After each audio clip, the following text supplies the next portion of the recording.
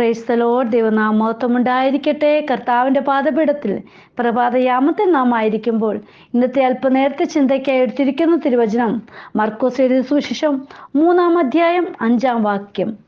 അവരുടെ ഹൃദയ കാഠിന്യം നിമിത്തം അവൻ ദുഃഖിച്ചുകൊണ്ട് കോപത്തോടെ അവരെ ചുറ്റും നോക്കി. ഹല്ലേലൂയ. പ്രിയ ദൈവമക്കളെ, ഇവിടുത്തെ കാര്യം പറയുകയാണെങ്കിൽ നമ്മുടെ അപ്പൻ്റെ നോട്ടം ദുഃഖിച്ചുകൊണ്ട് കോപത്തോടെ നോക്കിയാണ്. ഹല്ലേലൂയ. 3-ാം അധ്യായം 1-ാം വാക്യം മുതൽ നോക്കുമ്പോൾ അവൻ പിന്നെയും പള്ളിയിൽ ചെന്നു. അവിടെ വരണ്ട കൈയുള്ള ഒരു മനുഷ്യൻ ഉണ്ടായിരുന്നു. അവനെ കുറ്റം ചുമത്തേണ്ടേനെ ശബത്തിൽ അവനെ സൗഖ്യമാക്കുമോ എന്ന് നോക്കിക്കൊണ്ടിരുന്നു. ഹല്ലേലൂയ. ശബത്തിലുള്ള സൗഖ്യം, ഹല്ലേലൂയ, അതാണ് ആ വരണ്ട കൈയുള്ള മനുഷ്യനെ സൗഖ്യമാക്കുന്നത് അവിടെയുള്ള ഓരോരുത്തരും നോക്കിക്കൊണ്ടിരിക്കുക. ഹല്ലേലൂയ.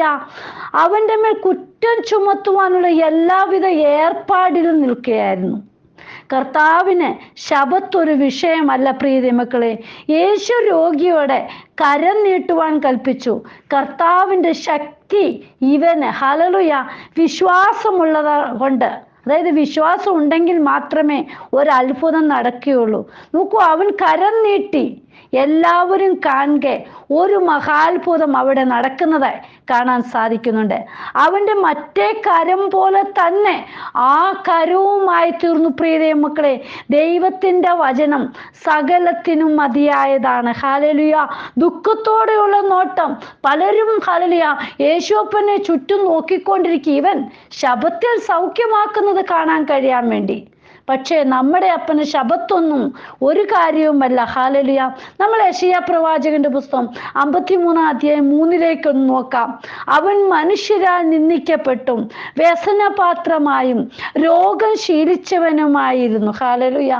ആ ഒരു നോട്ടമാണ് പ്രിയ മക്കളെ, എങ്ങനെയുള്ള ആ ദുഃഖത്തോടെയുള്ള നമ്മുടെ യേശുവപ്പൻ്റെ നോട്ടം ഒന്നും ശ്രദ്ധിച്ചു നോക്കാം. നമുക്ക് പലവിധമായ നോട്ടങ്ങളെ ഒന്ന് ഈ ഹല്ലേലൂയ മർക്കോസിന്റെ സുവിശേഷത്തിലൂടെ ഒന്ന് കടന്നു പോകാം. അതായത് മർക്കോസിന്റെ സുവിശേഷം 3-ാം അധ്യായം 34-ാം വാക്യം നോക്കുമ്പോൾ അന്യോന്യ ബന്ധത്തിന്റെ ഒരു നോട്ടം കാണാൻ സാധിക്കുന്നുണ്ട്. ഹല്ലേലൂയ. 3:34 ഇപ്രകാരം വായിക്കുന്നുണ്ട്: ചുറ്റിലും ഇരിക്കുന്നവരെ നോക്കിക്കൊണ്ട് എൻ്റെ അപ്പനും എൻ്റെ അമ്മയും സഹോദരന്മാരും ഇതാ, ദൈവത്തിൻ്റെ ഇഷ്ടം ചെയ്യുന്നവൻ തന്നെ എൻ്റെ സഹോദരനും സഹോദരിയും അമ്മയുമാകുന്നു എന്ന് പറഞ്ഞു. നോക്കൂ, ഇവിടെ പറഞ്ഞിരിക്കുന്നു, ചുറ്റിലും ഇരിക്കുന്നവരെ നോക്കിക്കൊണ്ട് എൻ്റെ അമ്മയും സഹോദരന്മാരും ഇതാ. ഹല്ലേലൂയ. യേശു ഇവിടെ പ്രസ്താവിക്കുന്നത് ദൈവേഷ്ടം ചെയ്യുന്നവരും ദൈവവചനം കേട്ട് പ്രവർത്തിക്കുന്നവരുമാണ് എൻ്റെ അമ്മയും സഹോദരന്മാരും.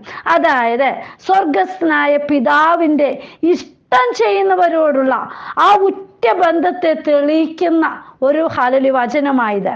ദൈവവുമായിട്ടുള്ള ആത്മീയ ബന്ധമാണ് ശാരീരിക ബന്ധത്തെക്കാൾ പ്രാധാന്യമെന്ന് ഇത് വെളിപ്പെടുത്തി തരികയാണ്. ഹല്ലേലൂയ. അടുത്തതായിട്ട് നമുക്ക് മർക്കോസിന്റെ സുവിശേഷം 5:32 നോക്കുമ്പോൾ അനുകമ്പയുടെ ഒരു നോട്ടം കാണാൻ സാധിക്കുന്നുണ്ട്. നമുക്ക് നോക്കാം. അവനോ അത് ചെയ്തവളെ കാണാൻ ചുറ്റും നോക്കി. ഹല്ലേലൂയ. ഇത് നമുക്കറിയണമെങ്കിൽ 5:25 മുതലുള്ള വാക്യങ്ങൾ വായിച്ചു നോക്കിയാൽ ഈ നോട്ടം എന്താണ് നമുക്ക് മനസ്സിലാക്കാൻ സാധിക്കുന്നു. ശരീരത്തിൽ അനുഭവിച്ച രോഗസൗഖ്യം മനസ്സിലാക്കുവാൻ ചില നോട്ടങ്ങൾ മതിയാകും. പ്രിയ മക്കളെ, 5:30 പറയുന്നുണ്ട്: ഉടനെ യേശു തങ്കിൽ നിന്ന് ശക്തി പുറപ്പെട്ടു എന്ന് ഉള്ളിലറിഞ്ഞിട്ട് പുരുഷാരത്തിൽ തിരിഞ്ഞ് എൻ്റെ വസ്ത്രം തൊട്ടത് ആരെന്ന് ചോദിച്ചു. പ്രിയ മക്കളെ, നോക്കൂ, യേശുവപ്പൻ പോകുന്നിടമെല്ലാം പുരുഷാരം കൊണ്ട് തിക്കി തിരയുന്ന ഹല്ലേലൂയ ആ സന്ദർഭമാണ്. ഈ വസ്ത്രം തൊടിയിൽ വിശ്വാസത്തിൻ്റെതാണെന്ന് നമ്മുടെ അപ്പനും മനസ്സിലായി. ഹല്ലേലൂയ. അത് നോക്കി, ഈ സ്പർശനത്തിന് ഒരു വിടുതലുള്ളത് കർത്താപ്പച്ചൻ മനസ്സിലാക്കി. എന്നെ തൊട്ടത് ആർ? യേശുവിൻ്റെ അടുക്കൽ ഹല്ലേലൂയ നോക്കൂ, ഭയപ്പെട്ടും വിറച്ചും കൊണ്ട് വന്ന് ആ സ്ത്രീ മുന്നിൽ നിൽക്കുക. മകളെ, നിന്റെ വിശ്വാസം നിന്നെ രക്ഷിച്ചിരിക്കുന്നു. ആരാണോ യേശുവപ്പനിൽ നിന്ന് ആ സൗഖ്യം അനുഭവിക്കുന്നത് അവർക്കാണ് ഹല്ലേലൂയ ദൈവിക വിടുതൽ, എൻ്റെ അപ്പൻ്റെ നോട്ടം മനസ്സിലാക്കുവാൻ ഇടയായിരിക്കുന്നത്. നോക്കൂ പ്രിയ ദൈവമക്കളെ, യേശുവിൻ്റെ നോട്ടത്തിൽ തൻ്റെ മകളെ എന്ന് വിളിയില്ല. ഹല്ലേലൂയ അത്ഭുത മറുപടിയാ കാണാൻ സാധിക്കുന്നത്. നീ സമാധാനത്തോടെ പോകുക എന്ന വാക്ക്. ഹല്ലേലൂയ നോക്കൂ, ആത്മീകരെയും ഹല്ലേലൂയ ഏതാൾക്കാരെയും സ്വസ്ഥമായിരിക്കുക എന്നത് രോഗശമനത്തെ കാണിക്കുന്ന ഒന്നാ. ഏതാൾക്കാരേലും ഹല്ലേലൂയ സ്വസ്ഥമായിരിക്കുക. നീ ഈ രോഗത്തിന് അടിമയല്ല. ഇനി ഈ രോഗമുണ്ടെന്നും പറഞ്ഞ് നീ മറ്റുള്ളവരുടെ അടുക്കെ പോകേണ്ട ആവശ്യമില്ല.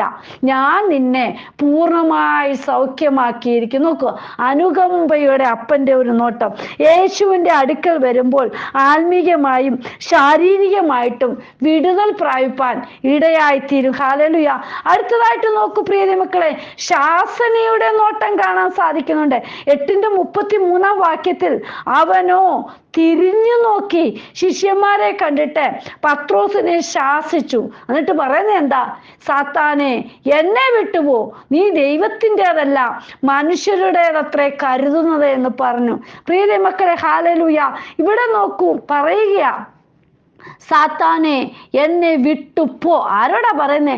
കൂടെ നടന്ന തൻ്റെ ശിഷ്യന്മാരോടാ പറയുന്നത്. ഹല്ലേലൂയ. ഇവിടെ വീണ്ടെടുപ്പിൻ പദ്ധതി അനുസരിച്ച് ഹല്ലേലൂയ യേശു ഓരോ കാര്യങ്ങളും ചെയ്യുമ്പോൾ ഹല്ലേലൂയ നമ്മൾ വിശ്വസിക്കണം. ആ നോട്ടമൊക്കെ ഒന്ന് മനസ്സിലാക്കണം. ലജ്ജാകരമായ ആ ക്രൂശ് കൂടാതെ അധികാരമുള്ള ക്രിസ്തു നേരിട്ട് സിംഹാസനത്തിനാകുമെന്നുള്ളത് അല്ലല്ലേ പത്രോസിന്റെ ഹല്ലേലൂയ താല്പര്യം.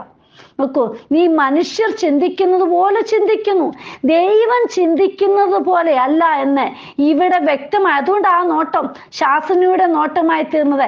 സാത്താനെ, നീ എന്നെ വിട്ടുപോ. ഇത്രയും നാളും എൻ്റെ കൂടെ നടന്നിട്ട് എന്നെ മനസ്സിലാക്കുവാൻ സാധിച്ചില്ല. ഹല്ലേലൂയ. പ്രിയ മക്കളെ, ഇന്നും അതുപോലെ നമ്മൾ പള്ളിയിലും എല്ലായിടത്തും നമ്മൾ പോകുന്നുണ്ട്, ദൈവവചനം കേൾക്കുന്നുണ്ട്, ദൈവത്തിൻ്റെ മക്കളാൻ പറയുന്നുണ്ട്. പക്ഷേ വേണ്ട പോലെ കർത്താവിനെ നാം രുചിച്ചറിയുന്നില്ല, മനസ്സിലാക്കുന്നില്ല. അടുത്തതായിട്ട് നോക്കാം, മുന്നറിയിപ്പിന്റെ ഒരു നോട്ടം. 10-ാം അധ്യായം 23-ാം വാക്യത്തിൽ മർക്കോസിന്റെ കാണുന്നു.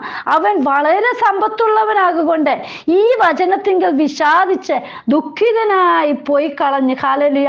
പ്രിയ മക്കളെ, യേശു ചുറ്റും നോക്കി തൻ്റെ ശിഷ്യന്മാരോട്, സമ്പത്തുള്ളവൻ ദൈവരാജ്യത്തിൽ കടക്കുന്നത് എത്ര പ്രയാസം. ഹല്ലേലൂയ. നോക്കൂ പ്രിയ മക്കളെ, സമ്പത്തുള്ളവന് ദൈവരാജ്യത്തിൽ കടക്കുവാൻ വളരെ പ്രയാസം. ഹല്ലേലൂയ. നോക്കൂ, ഇത് ശിഷ്യന്മാരെ കുറിച്ച് പറയുന്നെങ്കിലും അവരെ വളരെ അത്ഭുതപ്പെടുത്തി. ധനത്തിൽ ആശ്രയിക്കുന്നവർ ദൈവരാജ്യത്തിൽ കടക്കുന്നതിനേക്കാൾ ഒട്ടകം സൂചിക്കുഴയിൽ കടക്കുന്നത് എളുപ്പം എന്ന് പറഞ്ഞു. എങ്കിൽ രക്ഷിക്കപ്പെടുവാൻ പ്രിയ മക്കളെ ആർക്ക് കഴിയുമെന്നുള്ള ശിഷ്യന്മാരുടെ ചോദ്യത്തിന് യേശു മറുപടി പറയുകയാണ്. 10-ാം അധ്യായം 27-ാം വാക്യം, മനുഷ്യർക്ക് അസാധ്യം തന്നെ, ദൈവത്തിന് സകലവും സാധ്യം. പ്രിയ മക്കളെ, മനുഷ്യർക്ക് അസാധ്യം. ഹല്ലേലൂയ. ഈ സമ്പത്തൊക്കെ വിട്ടുപോകുവാന്, അവനുള്ളവരൊക്കെ ഹല്ലേലൂയ ഉള്ളതൊക്കെ ഒന്ന് വിട്ടുപോകുവാന് ഹല്ലേലൂയ പ്രയാസപ്പെട്ടുകൊണ്ടിരിക്കുമ്പോൾ നാം ഒരു കാര്യം ഓർക്കണം. നമ്മുടെ ഇവിടുത്തെ ഇതൊക്കെ വിട്ടാലും നമ്മുടെ അപ്പൻ്റെ സന്നിധി നമുക്ക് 1-ാം സ്ഥാനം ലഭിക്കണം. ഹല്ലേലൂയ.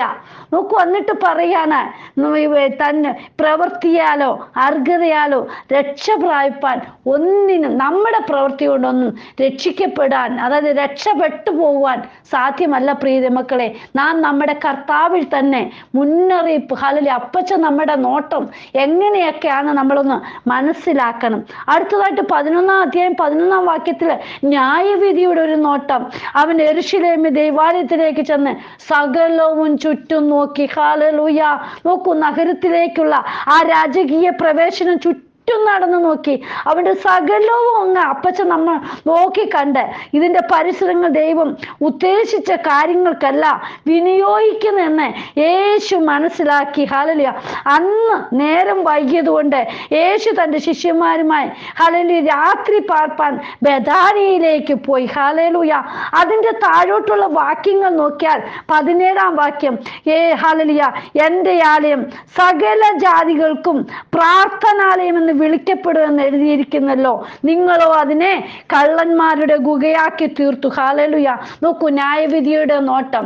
നമ്മുടെ അപ്പന്റെ സന്നിധി നമ്മളെപ്പോഴും കർത്താവിന്റെ ആ വരവിനെ നോക്കി അപ്പനെ വിളിക്കുന്നവരായിരിക്കണം. പ്രിയ ദൈവമക്കളെ, അപ്പന്റെ നോട്ടം നമ്മൾ മനസ്സിലാക്കണം. ഏത് രീതിയിലാണ് നമ്മെ ഓരോരുത്തരെയും നോക്കുന്നത്? നമുക്ക് അപ്പന്റെ കരത്തിൽ നമ്മെ തന്നെ സമർപ്പിക്കാം. കർത്താവ് എന്നെ എങ്ങനെയാണ് നോക്കുന്നത്? അപ്പ എനിക്ക് മനസ്സിലാക്കി തരണമേ. എന്നോടുള്ള ഹല്ലേലൂയ നോട്ടം എന്തൊക്കെയാണെന്ന് എനിക്ക് മനസ്സിലാക്കി തരണമേന്ന് നമുക്ക് പ്രാർത്ഥിക്കാം. ദൈവസന്നിധി നമ്മെ തന്നെ സമർപ്പിക്കാം. ഹല്ലേലൂയ. കരങ്ങളിലേക്ക് ഏൽപ്പിക്കാം. ഹല്ലേലൂയ.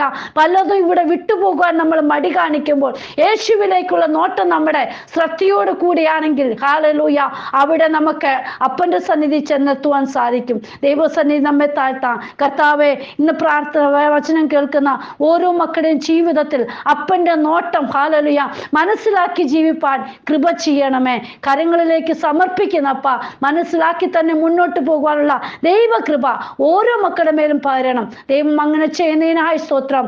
യേശുവിൻ നാമത്തിൽ തന്നെ ആമേൻ. God bless you all. ബിനുവജു, മുംബൈ. ഹല്ലേലൂയ. സ്തോത്രം.